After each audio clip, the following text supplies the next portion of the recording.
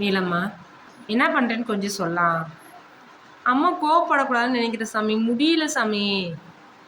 அண்ணனுக்கும் உடம்பு சரியில்லைல்ல, உனக்கும் உடம்பு சரியில்லை. தூங்க சொன்னா இப்படி வந்து நின்றுட்டு இருக்கியே.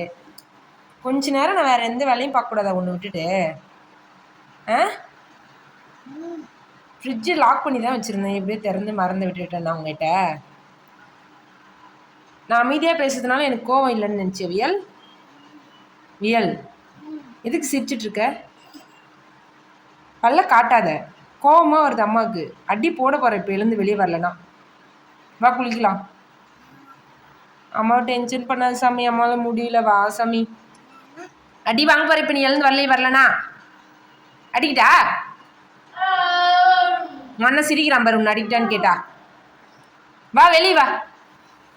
என்னை டென்ஷன் பண்ணுறதுக்குனே இருக்க நீ. ஸ்கூல் சேர்த்துற உன்னை, அப்போ தான் நீ கொஞ்சம் கண்ட்ரோலுக்கு வருவே. வா வெளியே வா.